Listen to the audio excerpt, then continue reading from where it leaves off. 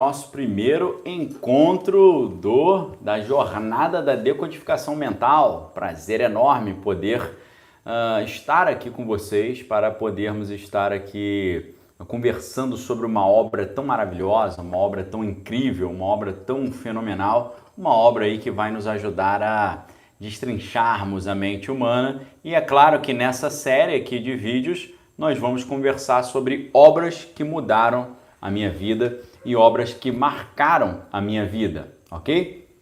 Obras que marcaram a minha jornada enquanto leitor, a minha jornada enquanto escritor, a minha jornada enquanto pessoa que ama o conhecimento. E hoje, como não poderia deixar de ser, a gente vai começar com Shakespeare, porque a obra Hamlet foi uma grande transformação, foi um grande antes e depois na minha vida, na minha jornada. Eu vou explicar para você por que essa obra teve um impacto tão grande na minha vida e por que, muito provavelmente, ela teve um impacto muito grande na sua vida também. Eu acho que o título aí, ele saiu com um errinho, tá, pessoal? Então não reparem não, ok? Depois a gente conserta aí, não deu tempo de consertar. Então, prestem muita atenção. Sejam bem-vindos. A gente vai ter uma série de encontros à noite. Todos os dias dessa semana à noite a gente vai ter um encontro às 20 horas. Cada dia a gente vai falar sobre um título. Hoje a gente vai falar sobre o Hamlet, do Shakespeare, e nós temos aí uma sequência de livros maravilhosos. Amanhã, na terça-feira, é o livro Crime e Castigo, depois o livro Política, Ideologia e Conspirações, depois é o livro... A gente tem Política, Ideologia e Conspirações, depois temos o do Salvador Dalí, que é Faces Ocultas, depois temos o livro Manifesto do Partido Comunista, eu vou explicar por que ele me marcou negativamente, e depois nós também teremos o livro do Professor Olavo, Nova Era e Revolução Cultural. Obrigado aí, Ina, falou que gostou muito da biblioteca, valeu. Então, pessoal, hoje a gente inicia a jornada da decodificação mental. Eu vou explicar como é que essas obras nos ensinam a entender melhor o mundo e por que essas obras marcaram a minha vida. Quando eu tive contato com o Hamlet, do Shakespeare, a minha vida foi completamente transformada, ok? E por que isso? Porque eu simplesmente tive contato com a genialidade. Eu tive contato com essa genialidade. E essa genialidade me fez ficar, assim, completamente transformado. Eu fui transformado por essa ideia, dessa genialidade que estava ali em Shakespeare e que eu observei. Nessa época que eu tive o contato com Hamlet, com essa obra-prima do Shakespeare, eu percebi que eu me identifiquei um pouco com Shakespeare. Não o fato do Shakespeare ser um cara meio insensível, né? Ser um cara responsável pelo óbito ali de pelo menos umas 8 pessoas na história, mas não por isso. Mas ele se enxerga como uma espécie de outsider. Ele se enxerga como uma espécie de um cara que está de fora. Um cara que não se adequa no mundo. Esse cara que ele não se identifica com o mundo ao seu redor, que ele está sempre à frente, que ele está sempre refletindo sobre as coisas, que ele ama a reflexão, ele ama a especulação conceitual, ele ama a especulação filosófica e ele está ali, né, num mundo, né, recheado de questionamentos, num mundo recheado de problemas, num mundo recheado de coisas que ele precisa fazer, mas ele fica naquela angústia existencial, se ele faz ou não faz, se ele vai para frente, se ele não vai para frente. Ele estava sempre ali querendo fazer mais e ele fica ali nessa angústia, né, de querer resolver a questão do óbito do seu pai, que lá ele acaba descobrindo que foi o seu próprio tio, né, que tirou a vida do seu pai, ainda que de uma forma assim meio ainda não muito convicta, né, uma vez que ele percebe que a informação está vindo a partir de uma fonte não totalmente clara, né? Não totalmente fidedigna, uma espécie de fonte quase espiritual, né? Uma fonte quase espiritual, uma fonte ali que vem para ele através do sobrenatural, através de uma revelação espiritual. Ou seja, ali nós temos também a questão do contato com o mundo espiritual, que é sempre muito forte no Shakespeare, ok? Então, do que trata a história de Hamlet? A história de Hamlet vai tratar, é uma peça, né, de Shakespeare, que foi escrita mais ou menos entre 1599 e 1901, e a gente vê uma peça que é situada na Dinamarca. O rei ali, o rei Hamlet pai, ele morre, e o rei Hamlet filho, ele está naquela angústia, né, de ter perdido o pai, ele está ali vivendo aquela situação complicada. Então, o Hamlet filho, ele é o príncipe da Dinamarca, filho do recentemente falecido rei Hamlet pai e sobrinho do rei Cláudio, que é irmão do seu pai e sucessor do seu pai. E foi muito estranha toda a situação, uma vez que, depois da morte do seu pai, o rei, a sua mãe casa com seu próprio tio, Cláudio, né, apressadamente, ainda na sua viuvez ali. E nesse cenário todo ainda tem uma disputa geopolítica, ainda tem uma disputa histórica, uma vez que o reino da Dinamarca está sendo ali ameaçado por uma invasão da Noruega, né? E existe a expectativa de que pode acontecer uma invasão a qualquer momento pelo rei da Noruega, que é o rei Fortinbras. E aí, pessoal, a história, né, ela começa numa noite fria, nesse castelo, né, do rei da Dinamarca, que é o Castelo Real Dinamarquês, no castelo de Elsinore, e os sentinelas ali tentam convencer um Horácio, que é um amigo de Hamlet, que eles têm visto o fantasma desse rei morto. E ele tem continuamente aparecido.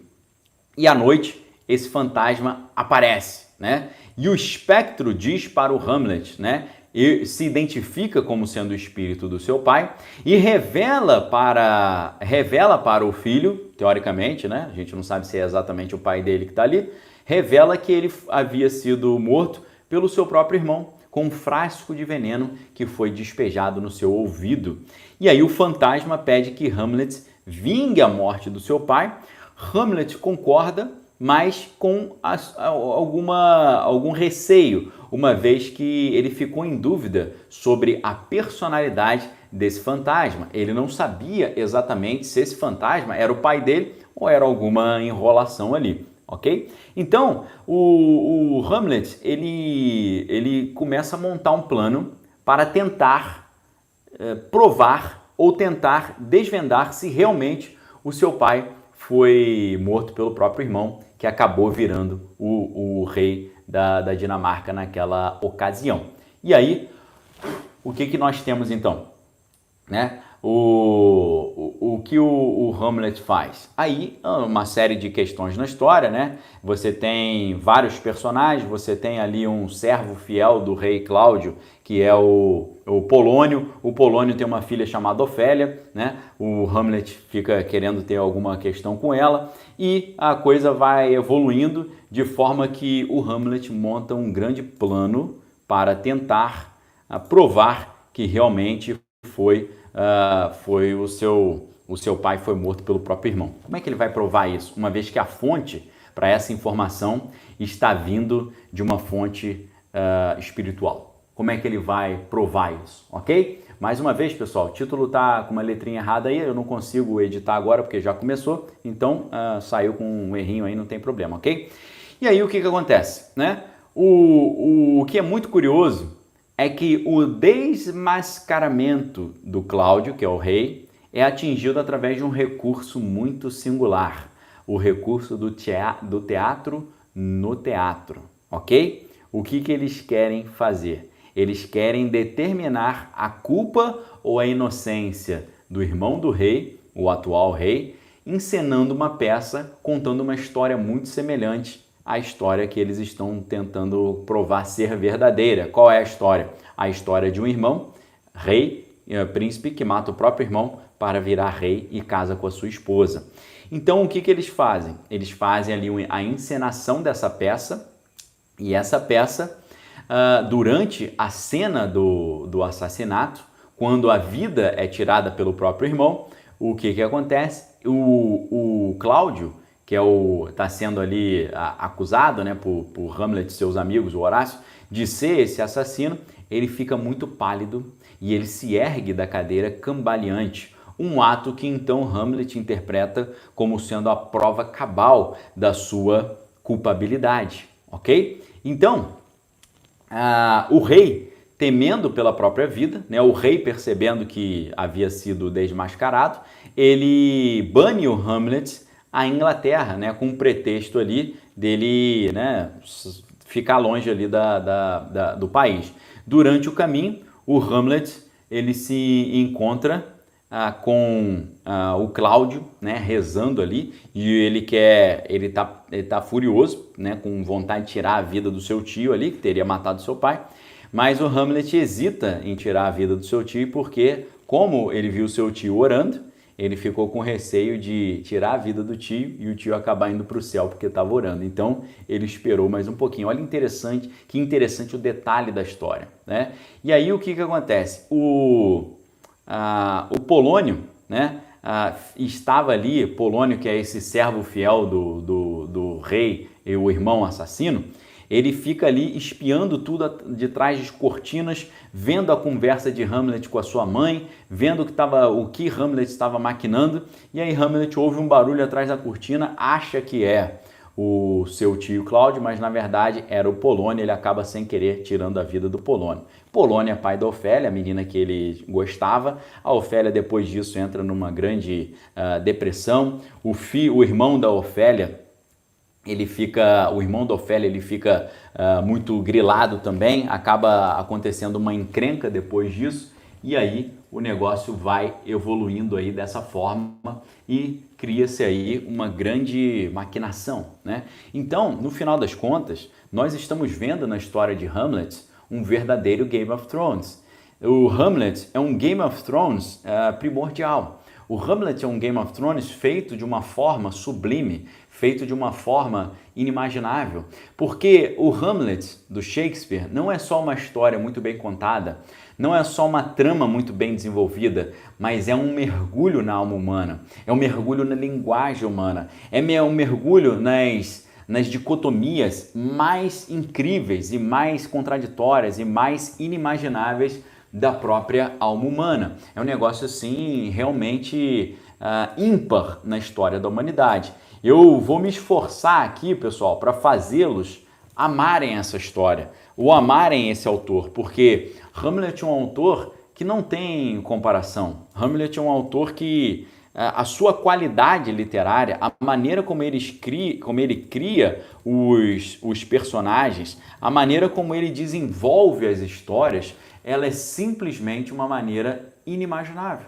Ela é uma maneira que não existe. A qualidade do texto, a qualidade no mergulho profundo na alma humana, isso é algo que é simplesmente sem precedentes.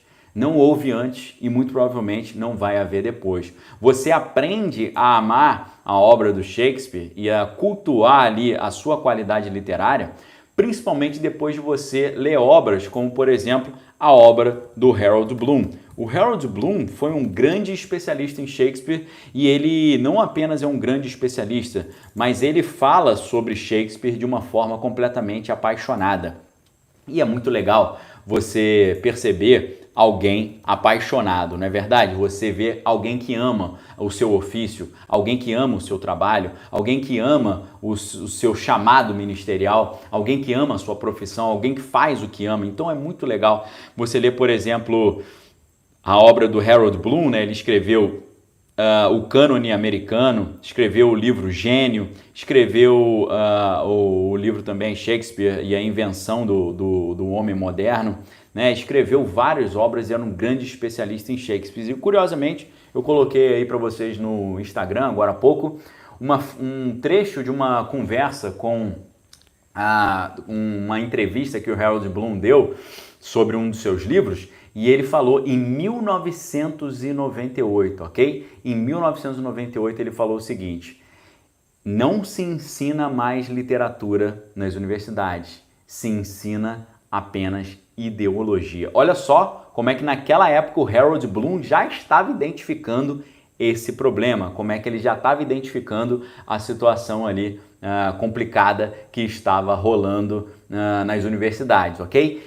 Tirar Shakespeare da sua originalidade, tirar Shakespeare ali do seu posto de gênio, é tirar da humanidade a possibilidade de contemplar o belo, de contemplar a beleza. ok? Então isso aqui é a desconstrução, e por isso vem a filosofia deconstrutivista, a desconstrução da literatura, a desconstrução da beleza da arte, seja a arte visual, seja os livros, seja a poesia, seja a literatura, a dificuldade do ser humano hoje de contemplar a beleza nas suas mais diversas formas, né? Hoje parece que é até proibido botar uma bela mulher na televisão, parece que eles querem botar só imagens assim estranhas, né? Que geram um certo incômodo, porque eles acham que o padrão de beleza tradicional é uma imposição do capitalismo, ok?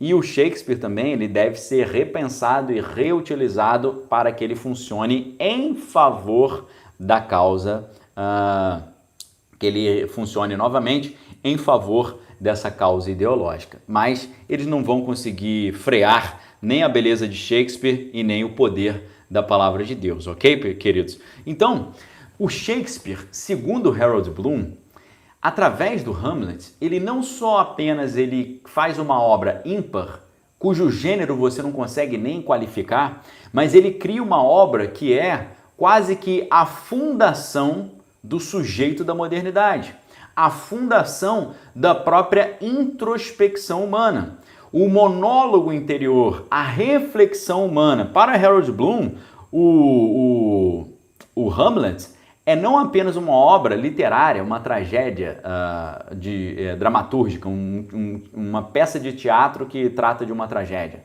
Para Harold Bloom, o Hamlet é uma obra filosófica de alta patente, uma obra sociológica de alta patente, uma obra literária, é o suprassumo da cultura. E eu concordo, é isso mesmo. É um suprassumo da cultura. Por quê? Se a gente pensar nessa época, vamos pensar que Shakespeare está escrevendo Hamlet mais ou menos no ano 1600, a gente não tem ainda o trabalho de René Descartes. René Descartes, que é autor ali, né, ou fonte do primeiro livro que a gente estuda no Clube de Leitura Daniel Lopes, cujas inscrições estão abertas e cujo acesso está aberto para vocês aqui no Clube de Leitura agora, né? Você pode acessar a sua inscrição para o Clube de Leitura Daniel Lopes. Tem que aproveitar muito essa oportunidade, ok, pessoal? Tem que aproveitar porque é por tempo limitado. A gente está abrindo aqui umas poucas vaguinhas que sobraram em virtude dos boletos que não foram compensados. Para quem está no YouTube, eu vou colocar o link aqui da inscrição para vocês. Vou, inclusive, fixar o link de inscrição no Clube de Leitura Daniel Lopes aí no topo do chat. Aqui no Instagram, quem está no Instagram vai poder se inscrever assim que terminar a live. Eu vou deixar o link para vocês num story e também o link está disponível para todos vocês na descrição do meu perfil, ali embaixo na bio, tá bom? Então, pessoal, como a Tia Ferreira está falando, falta cultura. Exatamente, a cultura é uma questão de poder, é um jogo de poder. Você destruir na humanidade a capacidade de contemplar a beleza é você destruir na humanidade a capacidade também de ter o senso de justiça. O senso de justiça, a justiça ela é chamada também de equidade. Valdeci Bispo, obrigado pela sua inscrição, por estudar conosco. A justiça, ela está envolvida com você ter um senso de proporções. A justiça tem aquela balança da justiça, da deusa grega Dike, que é a deusa da justiça. O que significa isso? O equilíbrio, ok? A balança. O que é a balança da justiça ali? É a equidade. Equidade, então, significa exatamente isso. Equidade significa o equilíbrio. Quem não consegue contemplar o belo também não vai conseguir contemplar a justiça. Quem não consegue contemplar o belo não vai conseguir contemplar as proporções do que é justo, do que é reto, do que é correto, do que é proporcional. E é por isso que na República de Platão, ele antes de pensar uma maneira de governar o homem, qual seria a melhor maneira de governar o homem, antes de pensar uma ciência política, Sócrates está ali pensando uma antropologia filosófica, pensando o que é o homem. E para além de pensar o que é o homem, ele começa a refletir sobre como o homem deve ser educado no caminho da verdade. E Sócrates conclui que o caminho para que o homem seja educado no caminho da verdade, o melhor caminho é a contemplação das verdades eternas e imutáveis. E essa contemplação vem pela geometria, porque a geometria é a ciência aquela ciência das verdades imutáveis. Vou dar um exemplo para vocês. A soma dos ângulos internos de um triângulo é 180 graus. Acabou. Vai ser sempre assim. Não tem o que você quiser pensar, não vai mudar. A soma dos ângulos internos de um triângulo sempre será 180 graus. É por isso que na Academia de Platão, na entrada da Academia de Platão, estava escrito: se você não conhece geometria, não entre aqui, né? Só entre aqui se você conhece geometria, porque geometria é o pré-requisito para você entender que há verdades eternas e imutáveis. Essas verdades da matemática, elas estão também nas artes, uma vez que muitas das artes funcionam na base de proporções. Você tem no Shakespeare, na poesia de Shakespeare, Shakespeare é um grande poeta também, não só um dramaturgo, porque as histórias, né, as falas são rimadas e tem uma métrica. Então a geometria, a matemática está ali também por causa da métrica, por causa da rima. O Ramon Montanha está falando que se inscreveu, está ansioso para começar. Já começou, as aulas já estão lá, ok? Amanhã já tem mais uma aula nova. A Judite falando que também está inscrita. A Edilis falou assim: eu me inscrevi, mas tenho medo de não conseguir acompanhar, pois sua sabedoria é muito grande perto da minha ignorância. Não se preocupe com isso e não pense isso, porque é exatamente o contrário. O clube de leitura é para fazer vocês crescerem, ok, pessoal? Eu falo com a simplicidade que eu falo aqui, eu estou aqui como tutor, como mentor de vocês, então vocês têm uma tutoria, uma mentoria para te ajudar nesse maravilhoso percurso do conhecimento, ok? Então, voltando aqui, pessoal, a questão da contemplação da beleza, ela é fundamental. É por isso que para Sócrates, quando Sócrates está falando sobre a República, ele diz que as artes que devem ser contempladas e estudadas e ensinadas são principalmente, majoritariamente, a música. Por quê? Música é matemática pura. Antigamente, os gregos, né, o próprio Pitágoras, ele fez um trabalho em cima disso, os gregos trabalhavam em cima da ideia do monocorde. O monocorde é uma espécie de um instrumento com uma única corda. E Pitágoras começou a perceber que, dependendo do tamanho da corda, se você aperta a corda aqui em cima, vamos imaginar aquele contrabaixo clássico, né, ou um violoncelo, ou você pegar uma guitarra e tocar em pé. Vamos imaginar, se você toca lá em cima da guitarra e tem uma quantidade de corda grande, o som é mais grave. Quando a corda está maior, o som é grave. Quando a corda está menor, o som é mais agudo. Então, Pitágoras já desde o início entendeu a diferença entre o tamanho das cordas e a tonalidade musical. Então a música é totalmente música. A música é totalmente matemática, perdão. Quando você chega no Johann Sebastian Bach, o Johann Sebastian Bach ele pega uma nova fase da música em que eles estão trabalhando em cima das escalas que são as escalas tonais.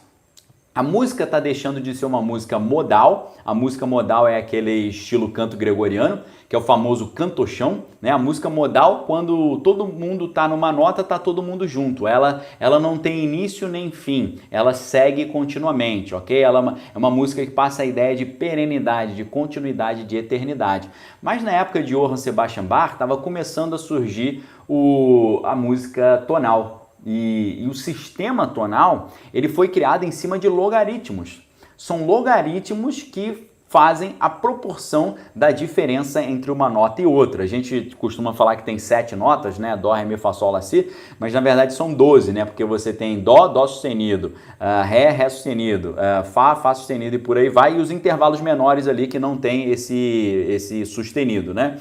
E o Marcelo está perguntando se pode assinar o clube de leitura com cartão de crédito. Com certeza, cartão de crédito, Pix, boleto parcelado, tá? Boleto normal, tem várias formas de pagamento, você escolhe aí. Então, o que acontece? Quando chega Johann Sebastian Bach, existe um novo sistema musical baseado na geometria, baseado nos logaritmos, baseado na matemática. Como a matemática é a ciência que aponta para as verdades universais, o Sócrates entendeu que a música, sendo pura matemática, ela deveria ser a arte prioritariamente ensinada na República, porque faria com que as pessoas tivessem a noção das belas proporções, a noção da equidade, a noção da justiça e a noção daquilo que é moral e aquilo que é ético. Ou seja, quando a gente esconde a contemplação do belo, quando as pessoas não sabem mais contemplar o belo, elas perdem a noção da justiça. Por que você acha que existe uma coincidência hoje no mundo entre nós termos uma falta de senso de justiça e nós termos uma estética que ela é completamente grotesca? Hoje nós vivemos um negócio que o professor Muniz Sodré chamou num livro seu, o professor Muniz Sodré escreveu um livro chamado O Império do Grotesco. E é exatamente isso. Quanto mais você coloca uma estética grotesca, mais você tira da população não só a possibilidade de contemplar a beleza, mas a possibilidade também de entender a justiça. Então não é por acaso que hoje a gente vê uma perversão do senso de justiça e um desvirtuamento, um apagamento do conceito de beleza. E o Shakespeare é a beleza propriamente dita. Shakespeare é a estética propriamente dita. Shakespeare é o suprassumo da estética. É o suprassumo da intelectualidade. É o suprassumo do mergulho na alma humana. O Shakespeare é o suprassumo da reflexão conceitual, da reflexão sobre o próprio homem. Vejam só a situação de Hamlet, quando ele chega a essa conclusão, quando ele percebe que o seu pai foi assassinado pelo próprio tio, e o seu tio, que assassinou o seu pai, também, para completar, casou com a sua mãe. E aí o espírito do seu pai aparece ali e fala para ele, quem me matou foi o seu tio, meu irmão. Eu preciso que você faça justiça e não deixe esse crime impune, ok? Não deixe esse crime impune. Então, o Hamlet, ele começa a se envolver numa enorme angústia existencial. Ele pensa assim, eu preciso agir, mas eu não tenho coragem. Eu preciso agir, mas o que eu vou fazer? Eu preciso agir, mas como trazer isso à tona? Eu preciso agir, mas o que eu vou fazer para fazer justiça nisso? Então é nesse momento que no ato 3, na cena 1, vem essa profunda reflexão filosófica de Shakespeare. Vem essa profunda reflexão conceitual, existencial. Naquela época, como eu disse para vocês, né, o Harold Bloom, esse que foi um dos maiores especialistas no Shakespeare, ele escreve esse livro, né, Shakespeare, A Invenção do Humano. Por quê? Shakespeare ele quase inventa o homem moderno, porque Shakespeare é antes de Descartes, né? Descartes é o primeiro livro que a gente estuda no clube de leitura. Shakespeare é antes de Descartes, que é considerado o pai da modernidade, e Shakespeare é mais ou menos contemporâneo de Francis Bacon, que também é considerado um dos pais da modernidade. Tem até histórias de que, na verdade, o Shakespeare seria o Bacon e por aí vai. Agora, Shakespeare, antes desse pessoal, ele cria essa ideia de monólogo interior, essa ideia de indivíduo, essa ideia do conceito de subjetividade, do sujeito que é autônomo, que faz o seu próprio destino, que pensa sobre a sua própria vida, que tem que é como os americanos chamariam muitos anos depois de self-made man, o homem que faz o seu próprio destino. Então, nesse livro, Shakespeare, A Invenção do Humano, do Harold Bloom, ele vai dizer que essa ideia do homem que tem a sua subjetividade, que tem esse monólogo interior, vem de Shakespeare, porque antes, no período medieval, era tudo coletivo. Era tudo com base na coletividade. O paradigma medieval, ele era um paradigma do coletivo. Era um paradigma que era o paradigma da vida em coletividade. A gente tinha na Europa dessa época a sociedade estamental, ou seja, a sociedade organizada por estamentos. Então você tinha o ferreiro, você tinha o padeiro, você tinha o pedreiro, você tinha as corporações de ofício e se nasceu padeiro, vai morrer padeiro, se nasceu pedreiro, vai ser pedreiro a vida inteira, nasceu nobre, vai continuar sempre nobre, nasceu ali na elite, vai ficar na elite. Então não tinha mobilidade social e tudo era pensado em termos de coletividade, não tinha essa ideia do individualismo, ainda que Marshall McLuhan tenha defendido a tese de que foi o surgimento do livro que traz a ideia de individualismo. E o livro, propriamente dito como nós o conhecemos, só surge depois no século XV com a prensa de Gutenberg, que vai conseguir fazer os livros conforme nós o conhecemos. Antes eram rolos, eram pergaminhos, eram documentos organizados de forma diferente. Agora o livro, como nós o conhecemos, ele foi criado depois da prensa de Gutenberg, mais ou menos também ali cerca de 150 anos antes de Shakespeare, né? Mais ou menos ali 150 anos antes de Shakespeare, meado do século XV. Então, o livro cria a individualidade e também o o Shakespeare, com essa sua obra maravilhosa, ele cria essa ideia do monólogo interior, da subjetividade, da autorreflexão do homem que pensa ali e constrói o seu próprio destino. E é nesse momento que a gente tem aquela parte mais bela, mais famosa, né, da obra, que é aquela cena incrível do ato 3, a cena 1, né, de grande profundidade filosófica, que é a mais famosa cena, né, quando Shakespeare, quando Hamlet, perdão, na sua grande dúvida, Hamlet começa a fazer aquela autorreflexão, né, que no filme, o pessoal está perguntando, tem filme? Tem filme. Tem o filme do Kenneth Branagh, que ele dirigiu, né? Kenneth Branagh, famoso diretor, dirigiu, por exemplo, para quem gosta da cultura nerd, dirigiu o filme do Thor, primeiro filme do Thor, entre muitos outros filmes. O Kenneth Branagh, ele é não apenas o diretor do filme, mas ele faz o papel principal, ele é o protagonista, ele é o Hamlet, ok? No filme.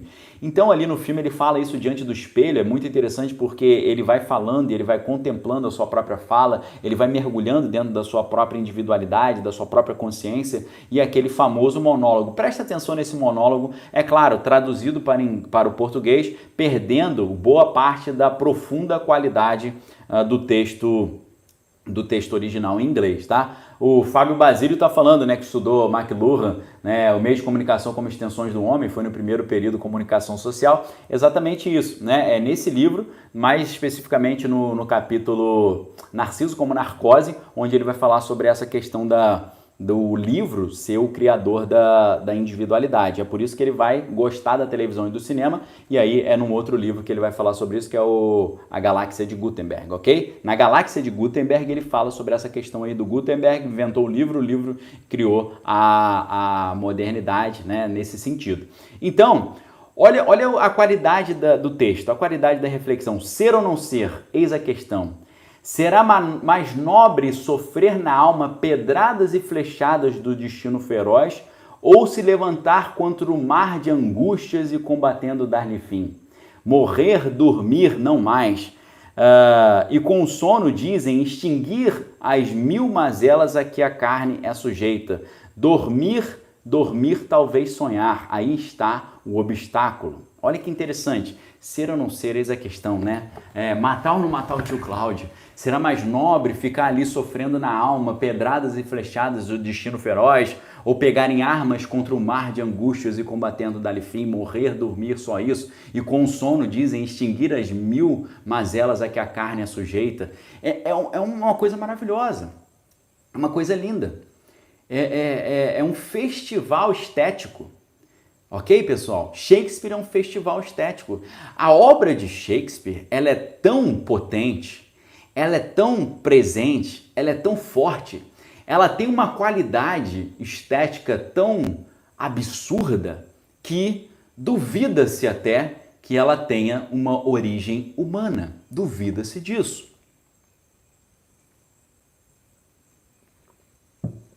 Você já ouviu aquela história do músico que faz um pacto com o diabo para poder ficar rico? Você já ouviu essa história? Talvez você já tenha ouvido essa história até na literatura, porque você tem o Fausto do Goethe. O Fausto é o quê? O Fausto fazendo um pacto com Mefistófeles, que é o demônio, para poder ter, sei lá, 20 anos de riqueza e de sucesso. Não é exatamente isso que acontece? O Fausto do Goethe é esse pacto. Então,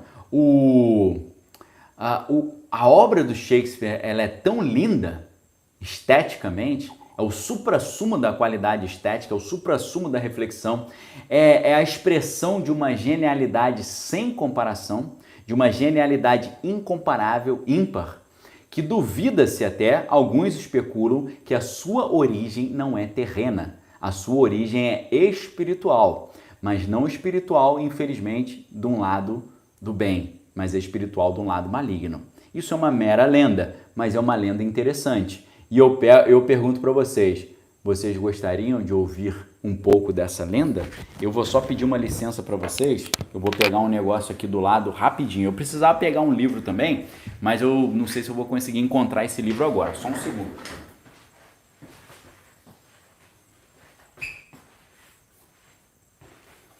Achei o livro aqui e já voltei. É esse livro aqui, ó.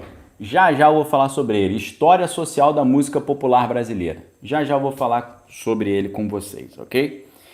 Vocês querem ouvir essa lenda do Shakespeare? A galera tá falando, vamos nessa. Vambora. Essa é uma lenda interessantíssima, ok? Você sabe que a obra do Shakespeare, ela é recheada pelo sobrenatural, ok? E isso é mais um motivo pelo qual eu sou aficionado por essa obra, porque a obra ela contempla o sobrenatural, e quando você pergunta para o Harold Bloom, especialista, ele vai dizer que a grande questão da obra de Shakespeare é uma questão cosmológica, é uma questão cósmica, ok? E o Harold Bloom, ele deixa esses detalhes em alguns ali subentendidos, ele deixa esse detalhe quando ele diz que escrever Hamlet, Macbeth e o Rei Lear custaram muito caro para o Shakespeare, porque tiraram dele o seu poder para trabalhar, tiraram dele a sua energia, foram muito pesadas para ele essas obras. Então ele vai dizer que isso, de certa forma, exauriu o Shakespeare, mas eu acho que vai muito mais além disso. Existe talvez um quê de verdade nessa lenda aí que está por trás do Shakespeare. Por quê? Quando você olha a história de Shakespeare, você vai perceber que Shakespeare ele para de produzir repentinamente. Repentinamente ele some. E o seu teatro, que era o Globe, esse teatro, ele simplesmente ele tem um desfecho muito estranho, tá certo? Por quê? Ele tem um final que ele tem simplesmente ali um incêndio, né? É o Globe Theatre. Tem uma história muito estranha, né? O Globe Theatre, o teatro inglês, foi construído em 1599 e foi destruído em junho de 1613 por um incêndio, ok? E ele foi originalmente construído lá, perto ali na margem esquerda do rio Tâmisa, né? E foi construído ali fora das jurisdições inglesas, né? O que acontece? Depois de um tempo, Shakespeare se tornou um dos seus sócios, transformando esse teatro numa arena para apresentações de peças como Hamlet e o Rei Lear. Muito estranho isso, esse desfecho, né, do incêndio no seu teatro. O que a lenda conta? A lenda conta que Shakespeare ele tinha um lado mais pesado, ele tinha um lado oculto, ele tinha o seu problema com o alcoolismo, ele tinha a sua vida ali cheia de situações trágicas, ele tinha um filho chamado Hamnet, ok? Não sei se você sabia, mas o Shakespeare, que escreveu Hamlet, tinha um filho chamado Hamnet. Ele muda uma letra, ele troca o N pelo L. Ok? Pode ser que o Hamlet seja algo autobiográfico, uma vez que você tem o Hamlet pai e o Hamlet filho. Será que é o Shakespeare refletindo sobre ele como pai e o seu filho, Hamlet, que sempre teve a sua saúde muito frágil? Será que é isso? Nós não sabemos exatamente. Agora, o Shakespeare na época, ele tinha uma grande referência. E essa grande referência de Shakespeare era um dramaturgo que viveu na mesma época que ele, chamado Christopher Marlowe, ok? O Christopher Marlowe foi um dramaturgo, poeta e tradutor inglês que viveu nesse período elisabetano. É considerado o maior renovador da forma do teatro do período, com a introdução dos versos brancos, uma estrutura que depois o Shakespeare vai empregar, né? Inclusive, especula-se que ele era o próprio Shakespeare, né? Uma segunda identidade. Dizem, né? Alguns dizem que Shakespeare não existia. O que existia era o Christopher Marlowe com outro nome, né? Então, existem especulações de que o Christopher Marlowe tenha atuado como um agente secreto por um tal de Francis Walsingham, que ocupou vários cargos públicos lá naquela época, né? Segundo a história, o que nós vimos? Nós vimos que Christopher Marlowe ele foi morto, ainda jovem, numa briga de taberna em maio de 1593. né? Ainda há dúvidas sobre o que tenha acontecido naquela fatídica noite da morte do Christopher Marlowe. E o que acontece, né? A história vai nos mostrar, né, que o Shakespeare ele tinha sua esposa Anne Hathaway e tem uma situação muito estranha, né? Eu não sei se você já ouviu falar na atriz, existe uma atriz viva hoje chamada Anne Hathaway. E a Anne Hathaway era o nome exatamente da esposa de Shakespeare. E o esposo, o marido dessa atriz atual, Anne Hathaway, ele é igual, o nome dele não é William Shakespeare, mas ele é igualzinho ao Shakespeare. A história é muito estranha, né? Por aí a gente começa pela estranheza. Agora, o Shakespeare ele tinha muitas dívidas de jogo, cara viciado em jogo. O Harold Bloom dizia que o Shakespeare gostava mais de beber do que de comer. O cara bebia muito, né? Então ele sempre tinha dívida, sempre tinha os caras lá cobrando ele, né? Então o que acontece? Ele fica ali nesse mundo ali de confusão, cara meio envolvido com um monte de rolo, até o momento que ele consegue se aproximar de um famoso ator de teatro que é o James Burbage. E o que acontece? O Shakespeare começa a assistir peças de teatro, começa a assistir as peças, ok? A Rita está perguntando como é que escreve Anne Hathaway. Depois, quem puder, escreve para mim nos comentários Anne Hathaway, ok? Então, o Shakespeare ele começa a assistir as peças ali, né? E ele começa a gostar desse mundo, né? Ele escreve alguns esboços ali de peças, ele começa a tentar ali uma carreira ali de dramaturgo, né?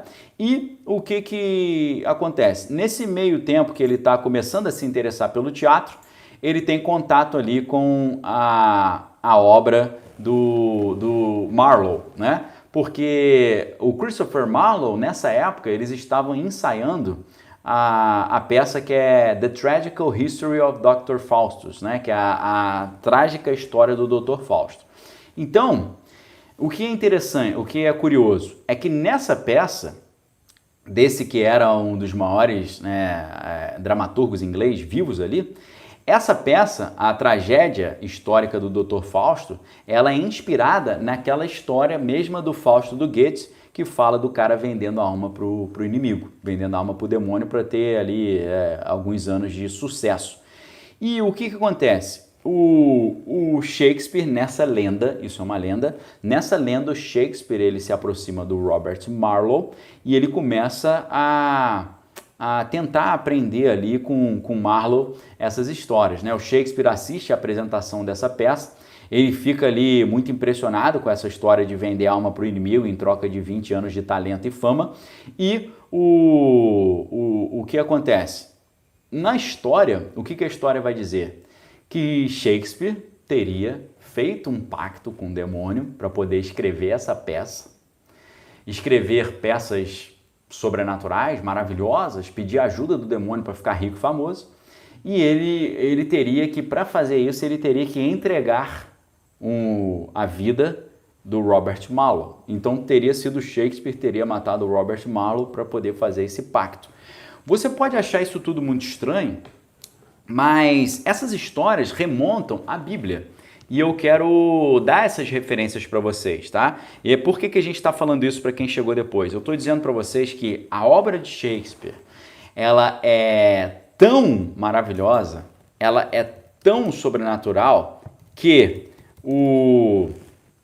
as pessoas inventaram lendas de que ele teria tido ajuda espiritual para poder fazer isso, ok? Uma ajuda espiritual. Nesse caso, uma ajuda espiritual maligna, ok? Eu estou falando para vocês que isso remonta à Bíblia, porque essa ideia de se fazer um pacto com o demônio para ter sucesso, fama e poder é algo que é bíblico, uma vez que o inimigo, ele, na tentação do deserto, no capítulo 4 de Mateus, o inimigo ele faz o que com Jesus? Ele oferece para Jesus comer um pão. Jesus fala, não vou comer o pão porque está escrito que nem só de pão vive o homem, mas de toda a palavra que sai da boca de Deus. Então o inimigo leva Jesus para o pináculo do templo, que era o prédio mais alto daquela região, naquela época, que tinha cerca de 50 metros de altura. O inimigo leva Jesus ali e fala: se você gosta de Bíblia, então vamos disputar a Bíblia aqui. Se você acredita na Bíblia, pula daqui de cima então, porque na Bíblia está escrito que aos teus anjos dará ordem para que você não tropece em nenhuma pedra. Só que Jesus responde: mas também está escrito: não tentarás o Senhor teu Deus. E aí então, segundo Mateus 4, na Bíblia, o inimigo leva Jesus para o mais alto monte da terra. Ali naquele mais alto monte da terra, ele mostra para Jesus todos os reinos da terra com a sua riqueza, a sua glória e a sua fama. E naquele momento o inimigo vira e faz a proposta para Jesus: Jesus, todos esses reinos daqui da terra te darei, se prostrado me adorares. Ou seja, se você me adorar, disse o inimigo em Mateus 4, na tentação do deserto, o inimigo diz para Jesus: se você me adorar, eu vou te dar poder, riqueza, fama e glória. E Jesus responde naquela famosa resposta: arreda de Satanás, porque também está escrito: só ao Senhor teu Deus adorarás e só a Ele servirás. Ok? Olha que interessante isso. Exatamente o que a gente vê nessas histórias de um músico tal vendeu a alma para o inimigo para ter sucesso. Aquela famosa maldição dos 27 anos, né? Quem já ouviu falar na maldição dos 27 anos? É muito famosa. Porque na maldição dos 27 anos você tem uma série de ícones da música que misteriosamente faleceram precocemente aos 27 anos. A lenda vai dizer que eles aos 18 anos fizeram um pacto para ter 9 anos de sucesso, prazer, sexo, drogas e rock and roll, e era um pacto provisório, né? O Thiago está lembrando aí que é o Clube dos 27. O Clube dos 27 traz, por exemplo, Brian Jones, dos Rolling Stones, um dos fundadores do Rolling Stones. Traz, por exemplo, o Jimi Hendrix. O Jimi Hendrix, você olha para ele, você não imagina que ele tinha 27 anos, mas ele morreu com 27 anos. A Janis Joplin, pessoal que fez sucesso lá no Festival de Woodstock. O Jim Morrison, do The Doors. O Jean-Michel Basquiat. O Kurt Cobain, do Nirvana. A Amy Winehouse. A Amy Winehouse é aquela people told me to go to rehab, I said no. Então, é uma história muito estranha, né? O Jean-Michel Basquiat era pintor e grafiteiro, né? E formou a banda Grey. Então, existem várias outras pessoas também, um pouco menos conhecidas, que faleceram com essa mesma idade, né? Como o próprio Robert Johnson, que teria sido aquele que fez o pacto mais famoso, né? Com o inimigo daquele filme com Ralph Macchio, A Encruzilhada, que é um filme interessantíssimo, conta a história do Robert Johnson, que numa encruzilhada ele fez esse pacto aí para ter sucesso e viver uma carreira de sucesso. Então, o que a gente está falando aqui, pessoal, são sobre lendas, ok? Nós estamos no universo das lendas, tá certo? Lendas urbanas, lendas da música, lendas da cultura, lendas do teatro. Agora, não é lenda que muita gente que participou e desempenhou papéis na peça de Shakespeare, o Macbeth, muitos atores ali morreram no próprio palco. O pessoal morria no palco, quebrava perna, quebrava braço, caía coisa em cima, por quê? É uma peça espiritualmente muito pesada, o Macbeth. O Hamlet não é tão pesado em termos espirituais, mas tem a sua profundidade, ok? E o Profeta Geek está lembrando aí que tem até um documentário Netflix sobre essa origem desses pactos aí do Clube dos 27. Eu já falei para vocês, pessoal, que quem quiser se aprofundar nesse assunto, é só olhar aquela obra lá do meu xará Mastral. Dá uma olhada na obra do Mastral se você quiser se aprofundar mais sobre esse tema, ok? Mas o que eu estou querendo dizer para vocês, querem ver um outro exemplo estranho na história? Você já ouviu falar no livro gigante ou no Codex Gigas? O Codex Gigas é o maior manuscrito iluminado medieval existente no mundo, com um comprimento de 93 centímetros. É um livro gigante, chamado de Codex Giga, mas ele também é chamado de a Bíblia do Diabo. E aí você vai entender por quê, né? Bíblias iluminadas muito grandes era uma característica típica ali da produção de livros monásticos românicos, ok? da arte românica, né, gótica, europeia. Mas mesmo dentro desse grupo, o tamanho da página desse Codex Gigas é simplesmente fora do normal. É gigante, ok? O manuscrito também é conhecido como a Bíblia do Diabo devido ao seu retrato de página inteira altamente incomum que tinha ali e também a lenda da sua criação. O que conta essa história, né, dessa lenda? Segundo a lenda, o Codex Giga ele foi criado por Hermann o Recluso no mosteiro beneditino de Plodazic, perto de Schrudym, na República Tcheca. O mosteiro ele foi destruído em algum momento no século XV durante a Revolução Hussita. Os registros desse códice terminam no ano 1222. Pouco depois de escrito ele foi penhorado e tal. E o que acontece? A história vai dizer o seguinte, né? Essa lenda, né? Essa lenda vai dizer que na sexta-feira, dia 7 de maio de 1697, ocorreu um incêndio no Castelo Real de Estocolmo que destruiu grande parte da Biblioteca Real e o Codex Giga ele foi jogado pela janela e, de acordo com o vigário lá que escreveu 50 anos após o incêndio, ele caiu e feriu um espectador. Então, essa história ela é muito misteriosa, ok? É uma história muito estranha. E essa lenda, né, vai dizer que o seu autor ele pediu ajuda para o demônio para poder fazer isso. Ok? Para poder fazer essa Bíblia gigante, ele teria feito essa Bíblia gigante num tempo recorde, em pouquíssimos dias, ok? Em pouquíssimos dias. Então, são ilustrações assim, lendas bem estranhas. Então, a história do Shakespeare, ela é tão impressionante que ela evoca essas lendas. No Brasil, nós temos algumas dessas lendas muito interessantes, né? Nesse livro aqui, a História Social da Música Popular Brasileira, do José Ramos Tinhorão, falecido recentemente, infelizmente aqui, nesse livro ele conta histórias mirabolantes da história da música no Brasil, né? A fase colonial, como é que a música popular brasileira ela foi se desenvolvendo, como é que ela foi ganhando a sua identidade, como é que ela foi ganhando a sua característica brasileira, né? De onde vem essa característica da música brasileira. Então, nesse livro, o José Ramos Tinhorão, ele vai separar a história da música por fases, né? Vai falar sobre como é que era a música em Portugal, depois no Brasil colônia ele vai falar das cantigas de vila, os folgares do campo, vai falar sobre Gregório de Matos, né, com as glosas em cantigas do recôncavo baiano, vai falar sobre os cantos e as danças, né, as chulas e fofas da Bahia, o lundu e os fados, a modinha, né, e o pecado das orelhas e por aí vai até chegar na música brasileira de hoje. O que é interessante é que nesse livro ele comenta sobre lendas muito estranhas. Ele vai dizer que na época do Brasil colonial tinha um brasileiro que ele não sabia tocar nenhum instrumento, nunca ele sabia tocar nenhum instrumento. Só que de repente, esse brasileiro ele ficava possuído por um espírito e ele tomava o violão da mão dos outros e sentava e tocava com uma destreza que ninguém acreditava. Uma destreza sobrenatural, uma destreza inacreditável.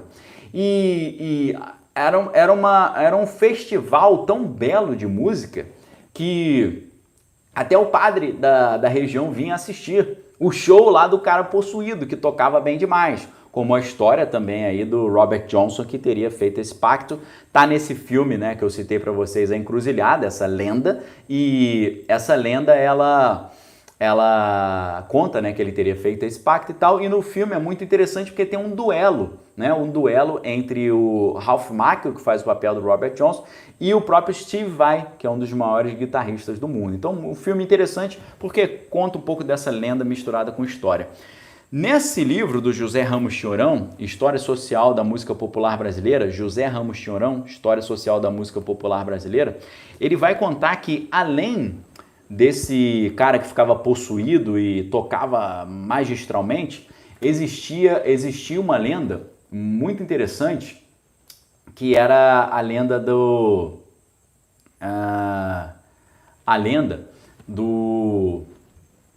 de uma igreja que tinha aqui no Brasil, e essa igreja, ela tinha na sua parte de trás, nos seus fundos, ela tinha um buraco em que quem quisesse fazer uma espécie de pacto era só enfiar a mão nesse buraco nos fundos da igreja e um espírito ali triturava a mão da pessoa, doía pra caramba e depois reconstruía a sua mão.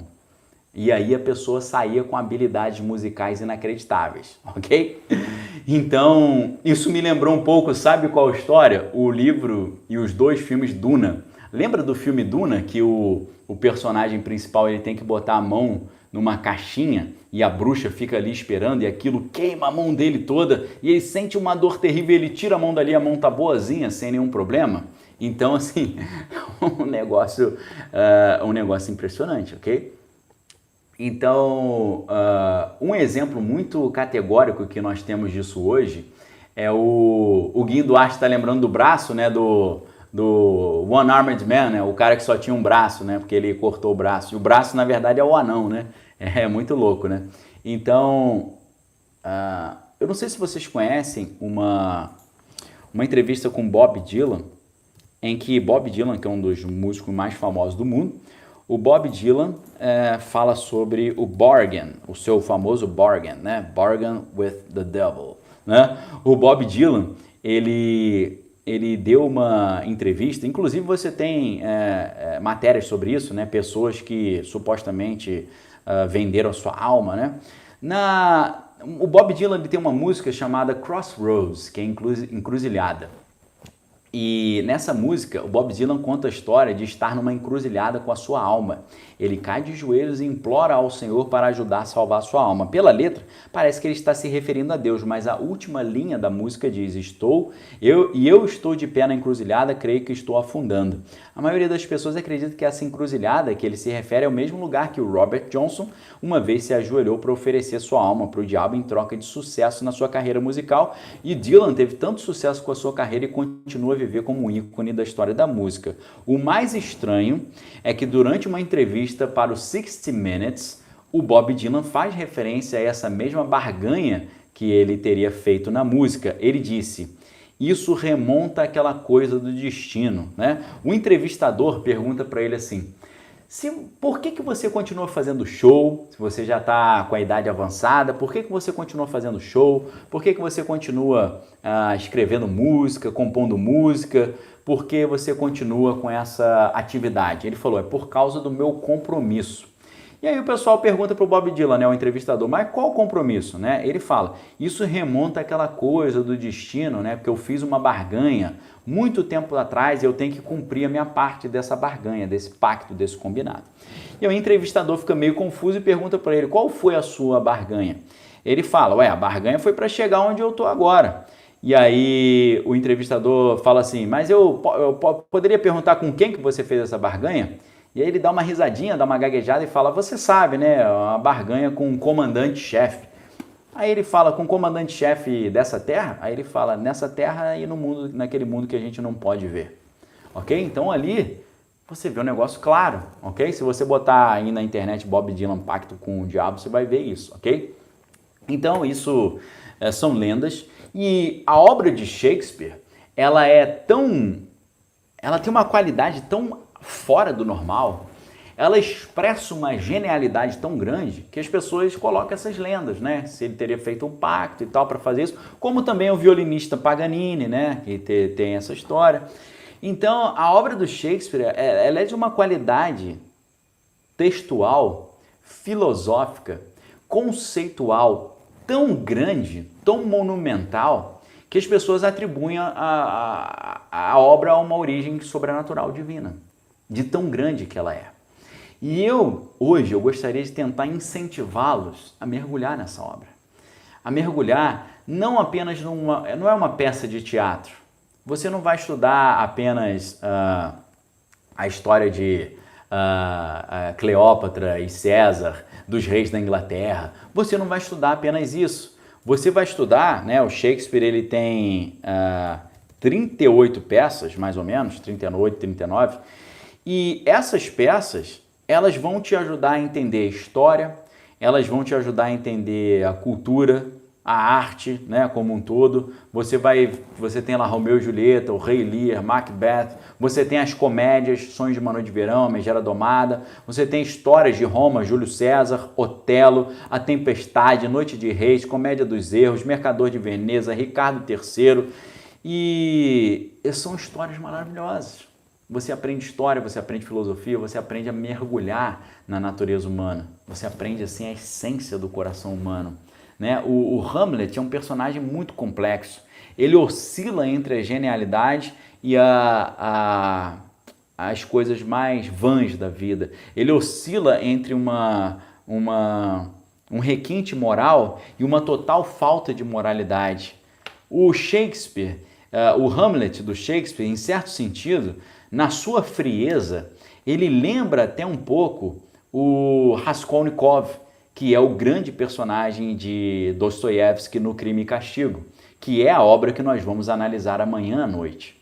Lembra um pouquinho esse super-homem nietzschiano, esse homem que se entende como acima do bem e do mal, esse gênio amoral ou imoral, ou acima da moral, esse gênio que está tentando fazer valer o seu destino muito para além da moralidade do seu tempo, que se entende acima dessa moralidade. E muitas pessoas tentam fazer uma interpretação psicanalítica de Hamlet, e o Harold Bloom não gostava nem um pouco disso. Harold Bloom, ele dizia que é muito mais enriquecedor, em vez de você fazer uma análise psicanalítica de Hamlet, você fazer uma análise shakespeariana do Freud, ok? Porque ele vai dizer que foi o Shakespeare que inventou o homem moderno e não o Freud, né? A Maris Bela está lembrando aí do Rodion Romanovich Raskolnikov, né? E a sua irmã, Dunetka Alexandrovna Raskolnikov, né? O nome dele era Rodion, né? E o apelido da irmã era Duna, né? Dunetka Romanovich Raskolnikov, Rodion Romanovich Raskolnikov. Eu nunca me esqueço do nome desses personagens, porque foi uma obra que me marcou demais e a gente vai falar sobre ela amanhã. O Hamlet, então, ele lembra muito não só o super-homem nietzschiano ou o além-homem nietzschiano, mas ele lembra um pouco também o Raskolnikov, né, o Rodion Romanovich. E o que é interessante é que o Harold Bloom diz que muita gente tenta fazer uma interpretação psicanalítica de Hamlet, querendo dizer o seguinte: Hamlet não aceitou a mãe ter casado com o tio porque Hamlet amava a mãe e ele tinha ali uma espécie de complexo de Édipo com a mãe. O Harold Bloom vai dizer que não é nada disso, porque quando no final da história a mãe do Hamlet, que bebe o veneno que era pro Hamlet, e ela acaba bebendo o cálice envenenado, e ela tá ali morrendo, e ela fala: meu filho, meu querido filho, vou morrer. Ele fala um negócio meio assim: tá pagando as besteiras que você fez, entendeu? Então que complexo de Édipo é esse? Se a mãe tá indo embora, ele fala pra mãe: vai tarde. Entendeu? Não tinha nada que ter casado com esse nojento do tio aí que matou o teu marido, que era o meu pai, né? Então, assim, o Shakespeare, na sua obra, mas principalmente no Hamlet, que é o seu magnum opus, a sua obra-prima, a leitura do Shakespeare me transformou, e agora, nessa parte aqui, mais derradeira, eu vou falar sobre essa minha transformação.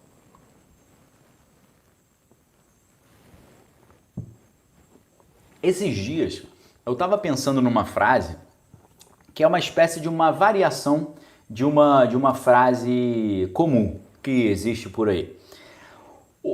Você muito provavelmente deve ter ouvido aquela frase: diga-me com quem andas e direi quem és. Não é verdade? Que muitos acham que tem muita gente que acha que é um versículo bíblico, né? Mas é claro que você pode achar versículos bíblicos semelhantes a isso, né? Isso não existe, né? Não existe isso na Bíblia. Tem passagens bíblicas que são semelhantes a isso, mas isso não está exatamente ali na Bíblia, né? A Bíblia fala, 1 Coríntios 15:33, vai dizer que as más companhias corrompem os bons costumes. Isso está na Bíblia. A Bíblia vai dizer no Provérbio 13:20, aquele que anda com homens sábios será sábio, mas um companheiro dos tolos será destruído. Então a gente tem esses versículos bíblicos. Agora, o que a gente tem aqui que foi o impacto na minha vida? Eu eu comecei recentemente, agora fazendo o link, voltando, ontem eu estava conversando com minha esposa e eu falei, sabe aquela história, né? Diga-me com quem andas e direi quem és. Eu estava pensando numa variação dessa frase, diga-me quem é o seu herói e eu te direi quem és, ok? Diga-me quem é o seu herói e eu te direi quem és. Meu herói desde a minha adolescência sempre foi Jesus Cristo e sempre vai ser, ok? Jesus é o meu herói. Diga-me quem é o seu herói e te direi quem és. Mas eu fiquei me lembrando, pessoal, da época que eu fui impactado por Hamlet, que foi mais ou menos na época dos meus, sei lá, 16 anos, 17, 15, eu não me lembro exatamente. Nessa época eu tive esse impacto com o Hamlet. E para você que está olhando para mim hoje, achando que eu sou um cara meio cafona, meio bolha, meio mané, eu digo para vocês que aos 16 anos eu tinha um cabelo parecido com esse que eu tenho hoje, né, de ter ele um pouco maior em cima e ele raspado do lado, só que eu tinha cabelo, né? Hoje está meio difícil aqui, minha hortinha tá precisando de adubo. Nessa época, para você ter ideia do como eu não era muito bolha, eu só tinha cabelo em cima e um cabelo grande que vinha até a minha cintura. E eu era surfista, e eu tinha patrocínio, eu era um competidor, ok? Então você me imagine um cara competidor, um surfista, patrocinado, com patrocínio da Company, lembra? Company Ciclone? Eu tinha patrocínio da Company, eu conhecia os donos, eu tinha patrocínio deles lá. Então eu era um cara surfista. Me imaginem com 15, 16 anos, surfista. Eu até me lembro quando eu passei o Natal, né, no Havaí. A gente estava no Havaí junto com o famoso surfista Raoni Monteiro. O seu pai, né, o Ronaldo, o famoso Ronaldo Jacaré, estava lá conosco. E a gente fez um amigo oculto, né? Então nessa época eu devia ter 16 anos mais ou menos, a gente estava no Havaí e tal, passando a temporada lá, né, surfando, né, eu, Bruno Santos, Stefan Figueiredo, para quem conhece de surf, né, eu, Bruno Santos, Raoni Monteiro, Stefan Figueiredo, na época Bruno Coutinho, Vitor Ribas estava junto também, Ricardo Bocão por ali também, então junto com essa galera. E aí o Ronaldo Jacaré, ele tirou meu nome o pai do Raoni Monteiro tirou meu nome no amigo oculto, né? E ele falou, Daniel, o meu amigo oculto é um cara diferenciado, é um cara cabeça, eu posso dizer até que ele é um intelectual, entendeu? Então eu destoava um pouco, porque eu era um surfista meio intelectual, entendeu? Os caras achavam meio estranho isso. E então ele falava, né, dessa época. Então você me imagine, eu poderia até procurar essas fotos aqui, mas eu não vou conseguir achar nesse momento aqui fotos minhas assim, clássicas, né, antigas. Eu não sei se eu vou... vai ser meio impossível encontrar essas fotos aqui agora. Depois eu publico lá nos stories, eu publico fotos dessa natureza, tá? Dessa minha fase surfista assim. Então, eu estou contando um pouco como é que foi a minha experiência impactante com o Shakespeare, ok? E aí, eu estava nessa época, nessa fase mais ou menos da minha vida, e eu tive esse contato nessa época. Nessa época, o que estava meio que acontecendo ali? Eu procurei aqui rapidinho as fotos, mas não vou encontrar agora. O que estava acontecendo? A galera... Eu vou voltar um pouquinho no tempo, porque isso foi um pouco antes.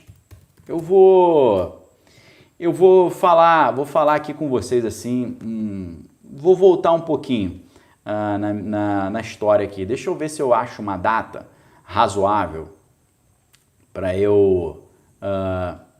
quem lembra da lambada aqui? Vocês lembram da lambada, né? Lambada começou ali no início dos anos 90, né? Essa época que eu estava no Havaí, era 1997, se eu não estou enganado. Era era o inverno 97, 98.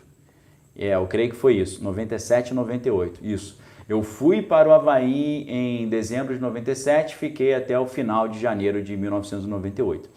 Nessa época antes, né, lambada acho que é 1990, né, 91, sei lá, 92, né? Aquela música Chorando se foi quem um dia só me fez chorar, né? Aquela história toda, né? Ai, meu Deus. Então, assim, 99, 89, 90, né?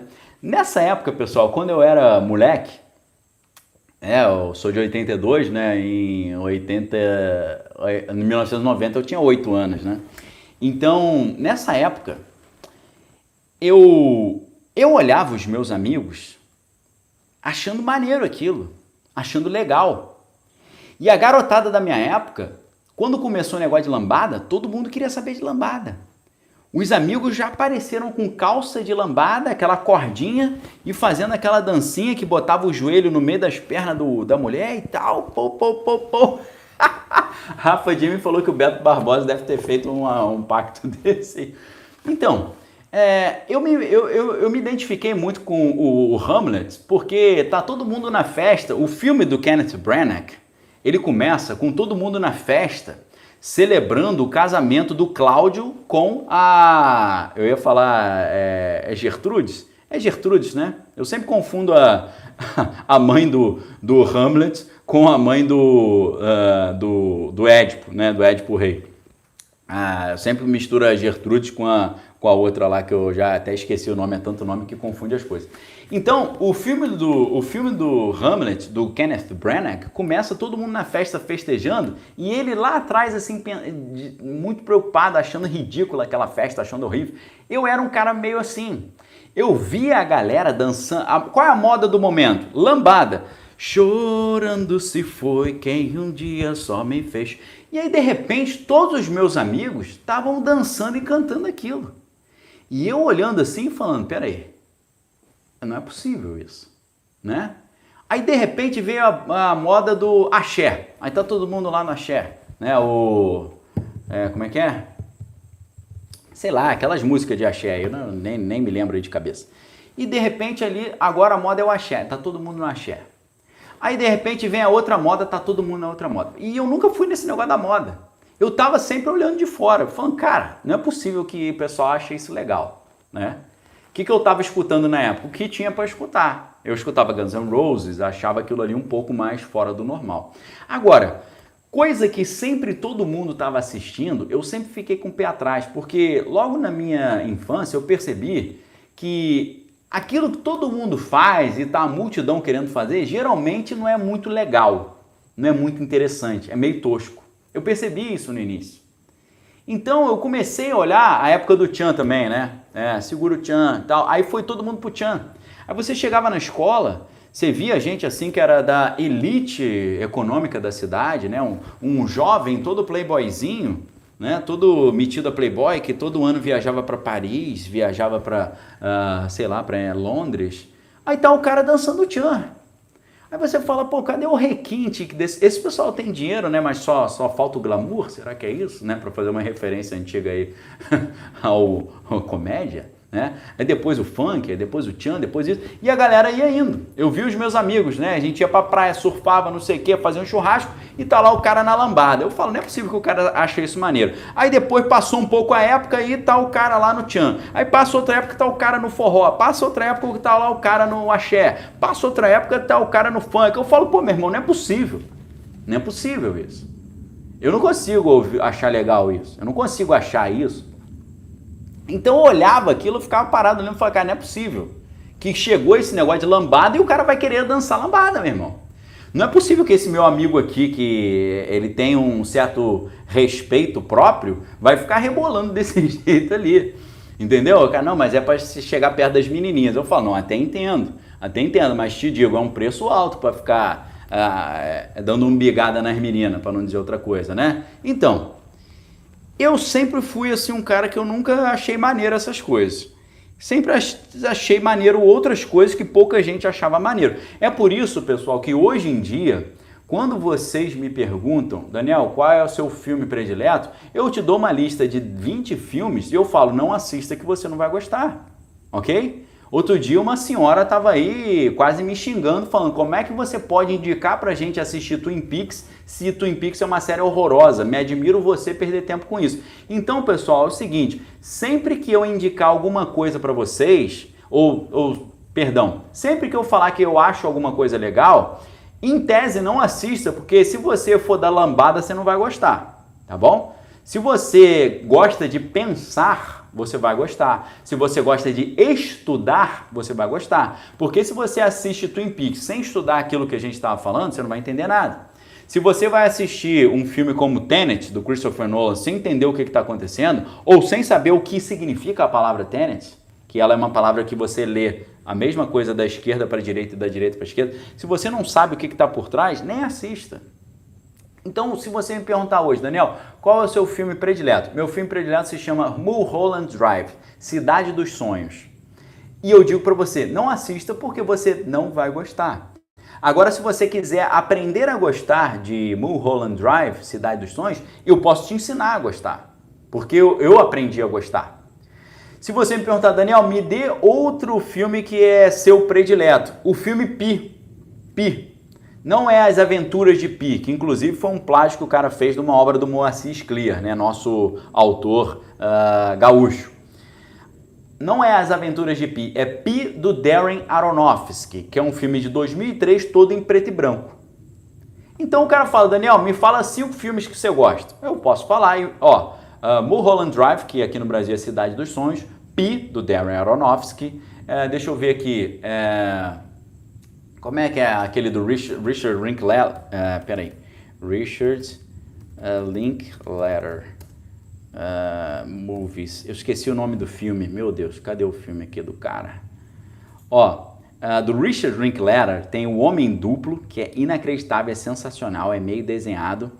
E você tem... Ai, meu Deus, cadê? Não vai aparecer o filme aqui só de brincadeira, porque é tanta coisa que a gente fala, eu esqueço o nome das coisas, das pessoas, dos filmes. Antes do Pôr do Sol, Antes da Meia-Noite, que é também do Richard Linklater, sensacional. Richard Linklater também fez Escola do Rock, que é legalzinho, mas é outro estilo. Mas você tem... Cadê, meu Deus, o filme? Ai, meu Deus. Não vai aparecer, só de maldade aqui.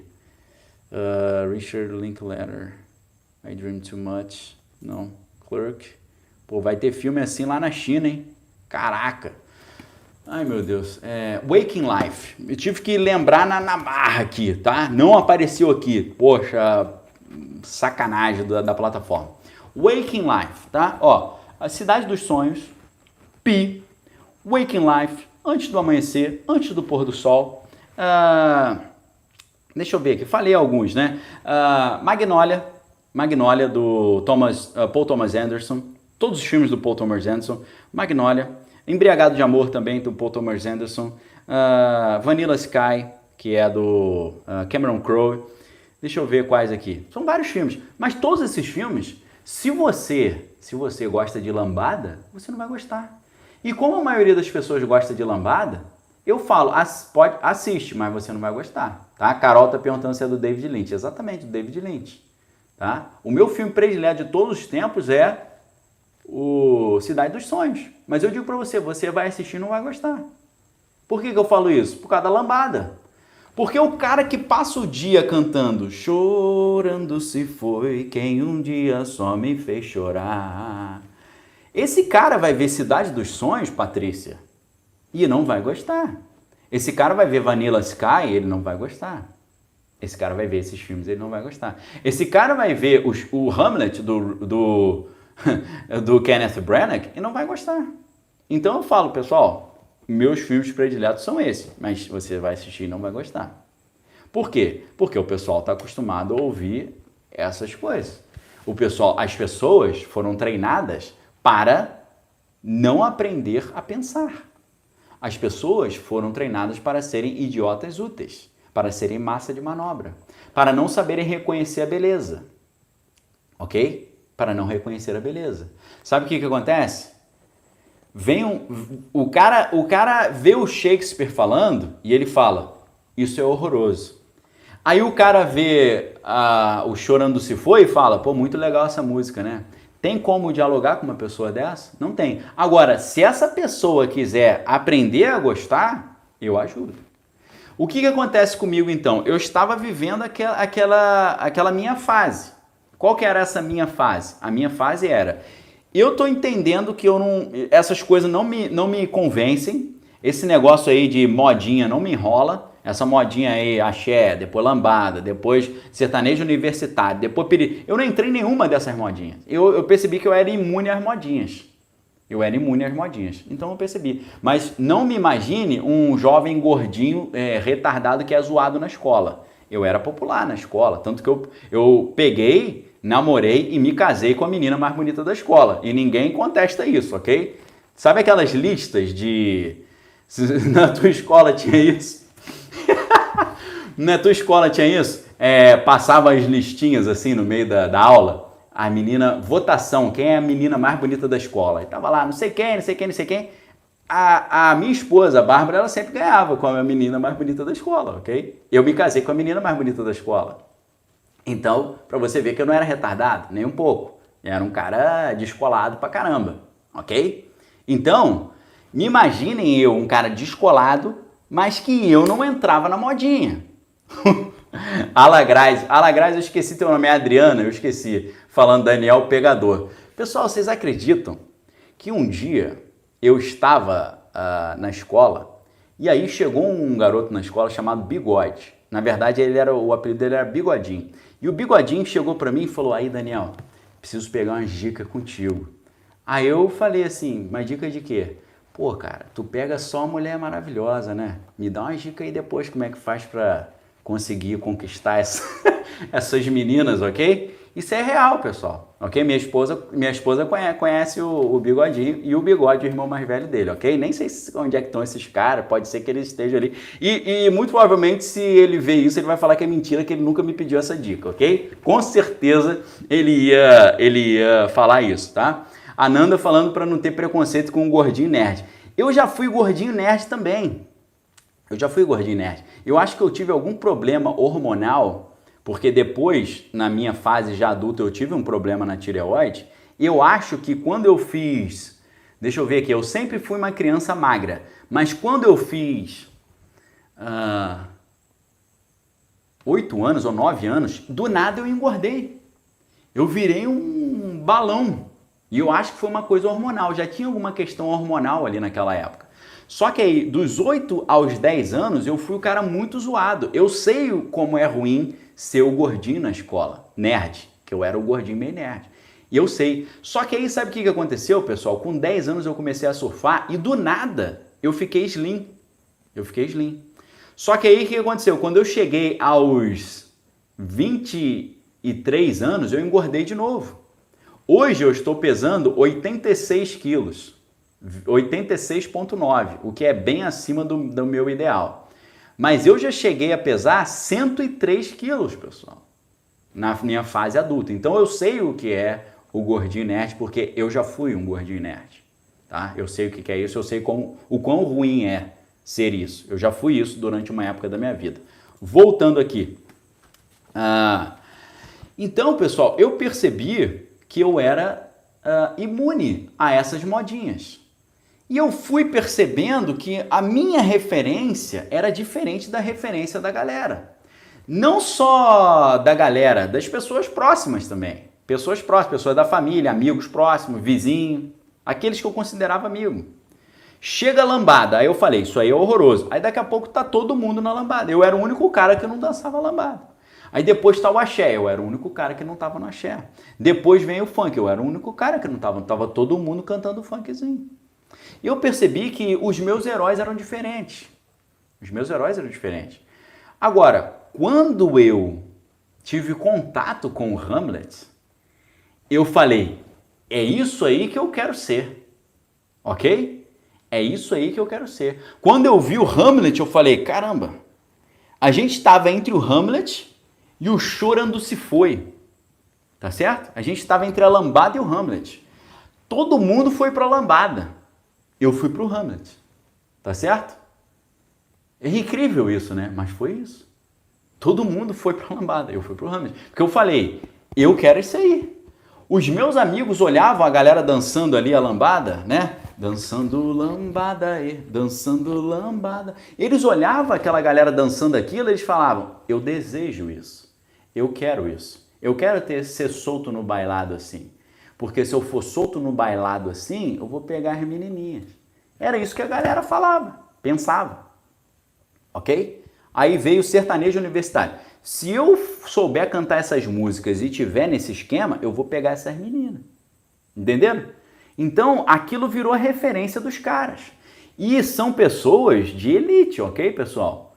São pessoas, alguns multimilionários, às vezes até bilionários. Eu não sei porque eu não tenho o contra-cheque desses caras, dessa minha época. Mas alguns talvez até bilionários. Pessoas bilionárias que estavam lá dançando lambada, enquanto eu estava tentando ouvir alguma coisa de qualidade, ok? Mas quando eu encontrei com o Hamlet, eu falei, é isso aí que eu quero. Esse cara é o meu herói. O Shakespeare virou meu herói. Eu falei, esse cara é meu herói. Isso aqui é minha referência. Eu quero ter essa inteligência. Eu quero ter essa acuidade de pensamento. Eu quero ter essa capacidade de análise da minha própria mente, do meu próprio destino e analisar o mundo com essa profundidade, de ter esse nível de reflexão. É claro que eu não... Né, o Shakespeare está lá no céu, eu estou aqui na Terra, né? Eu sou um átomo perto do Shakespeare. Mas aquilo me tornou meu referente, se tornou meu herói. Pelo menos um herói no mundo secular. No mundo espiritual sempre foi Jesus Cristo. Sempre foi, sempre vai ser o meu herói. Desde que eu era criancinha, Jesus Cristo é o meu herói, ok? Então, o que eu digo para vocês? Diga-me quem é o seu herói, te direi quem és. Foi por isso que Hamlet marcou a minha vida, que Shakespeare marcou a minha vida. E marcou exatamente assim, tá bom? Então, o que eu digo para vocês? Eu aprendi sozinho a amar a literatura. Eu aprendi sozinho a amar a cultura e as artes. Eu aprendi sozinho a ouvir jazz. Eu aprendi sozinho a ouvir música clássica. Eu aprendi sozinho a ouvir música clássica de vanguarda. Muita gente tira onda que ouve música clássica. Será que eles conseguem ouvir música clássica do último século, pelo menos? Será que eles conseguem ouvir pelo menos um Claude Debussy? Será que eles conseguem ouvir pelo menos um Stravinsky? Quanto mais um Anton Webern, quanto mais um compositor contemporâneo, né? Com os mais arrojados, eu aprendi isso tudo sozinho. E eu quero dizer para vocês uma coisa. Se eu aprendi isso sozinho... Eu gostava de Jaspon também, tá, Fleury? Também me amarrava em Jaspon, Jiraiya, Changeman, Lionman, me amarrava em tudo. O que eu mais gostava era o Jaspon e o Jiraiya. Agora, olha só.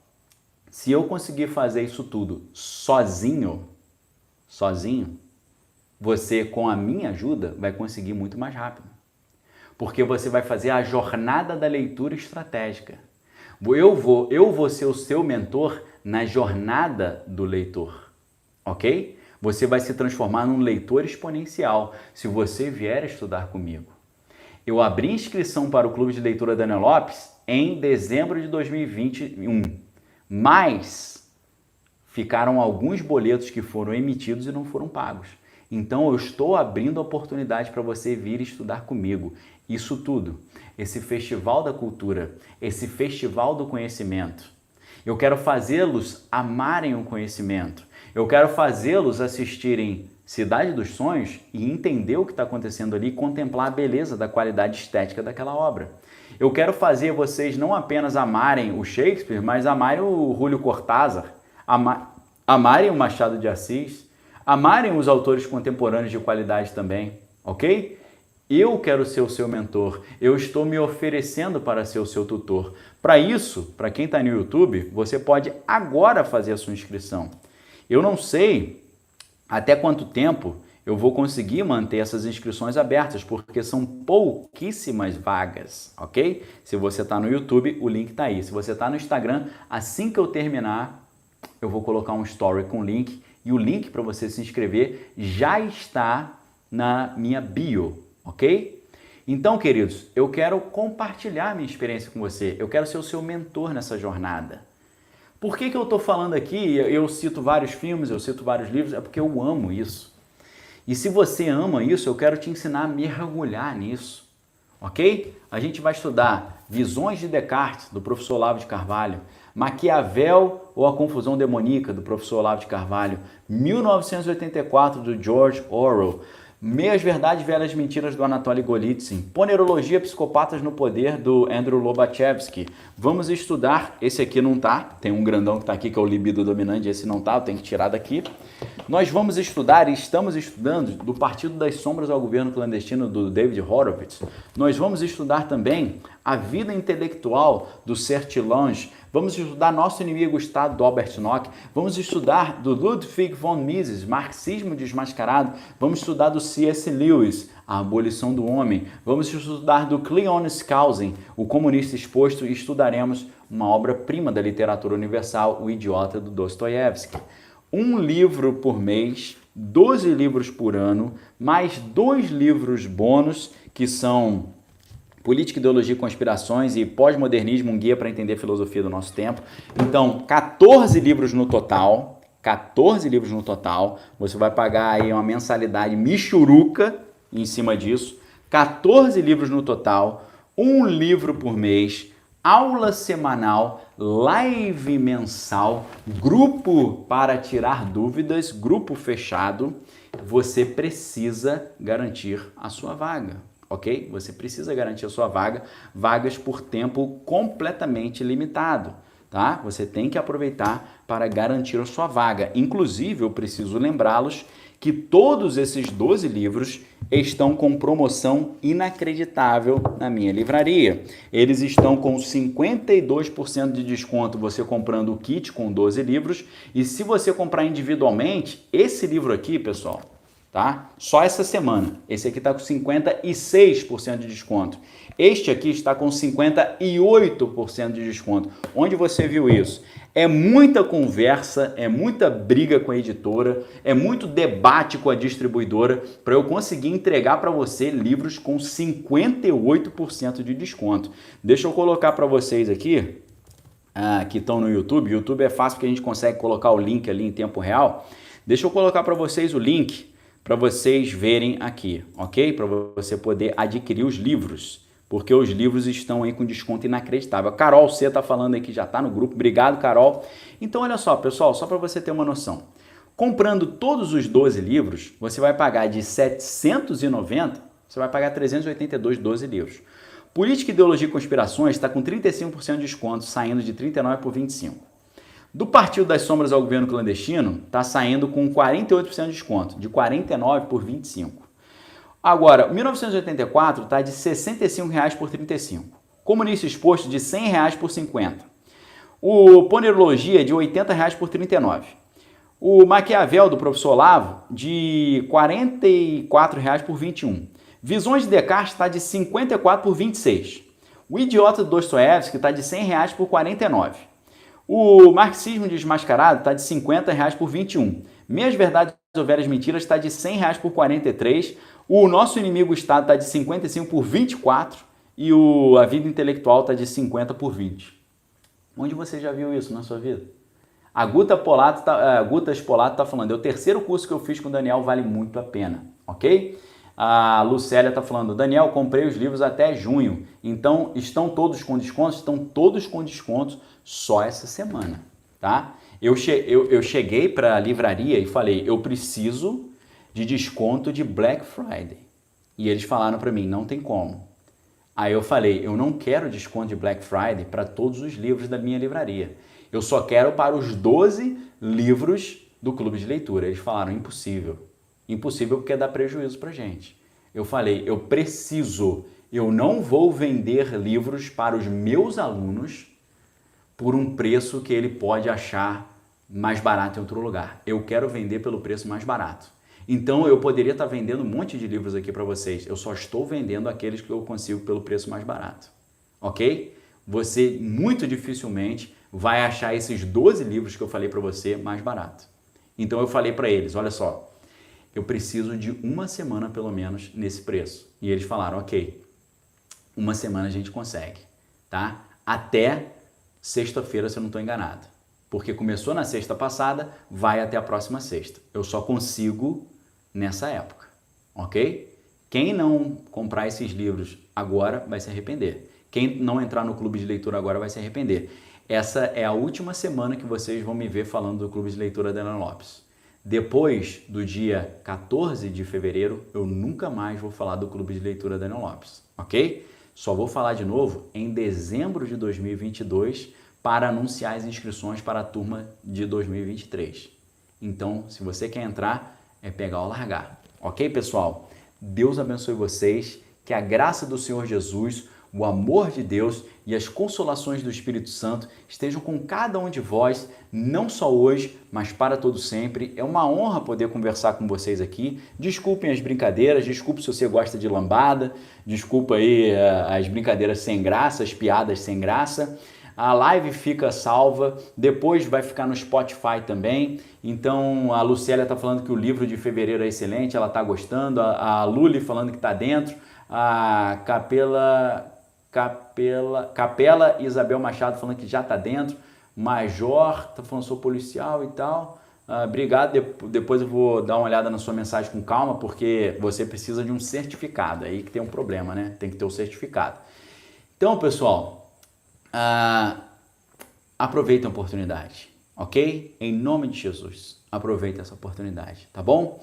Tenha uma semana abençoada. Vou lá descansar, deitar do ladinho da minha esposa, que eu fiquei com saudade dela, fiquei lembrando da gente na escola, ela a menina mais bonita da escola, eu pensando, será que eu consigo, será que eu não consigo? Fiquei 2 anos investindo ali, mas consegui. Estamos aí hoje, não só casados deixa eu fazer, vai fazer 20 anos ano que vem, estamos com 19 anos de casado, dia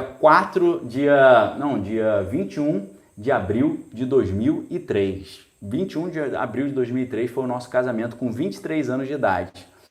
Dia 21 de abril de 2023, eu vou fazer 20 anos de casado. Casei com 23 anos e estou aqui feliz, mais feliz do que nunca. 2 filhos, a esposa, 23 anos. Graças a Deus, nunca encostei nunca cheguei perto de outra mulher. Totalmente aí dedicado à minha esposa. Glória a Deus, ok? Então, a gente não casou em 2003, não, foi 2005, né? Desculpa, tá, pessoal?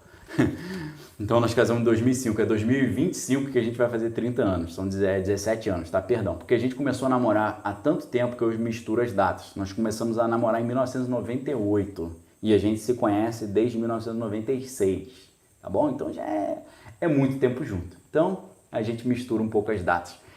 Então fiquei com saudade dela, preciso lá dar uma atenção para ela, então vou me retirando porque 8h15, pontualmente, se o Senhor Jesus Cristo assim o permitir, estaremos aqui amanhã falando sobre o filme Free Guy, se eu não estou enganado. Daqui a pouco eu vou colocar as propagandas para vocês, ok? Deus abençoe todos vocês, parabéns por você ser um amante do conhecimento, tenha um fim de domingo abençoado e uma semana de vitória em Cristo Jesus, que Deus guarde a todos nós no esconderijo do Altíssimo e na sombra do Onipotente e que nenhuma arma forjada contra nós possa prevalecer em nome de Jesus. O Wagner tá me zoando que eu errei a data, eu errei o ano, o dia pelo menos eu acertei, tá? Não sei porque eu falei 2003, porque eu confundi, né? Porque eu casei em 2005 e a minha filha nasceu em 2008, né? Então eu joguei 3 anos para trás, né? Eu misturei as bolas. Então, estou tentando me justificar, mas faz parte, né? Um abraço para todos. Fiquem com Deus. Deus abençoe vocês. Até amanhã, 8h15. Aqui no Instagram, a gente precisa... Deixa eu dar um abraço para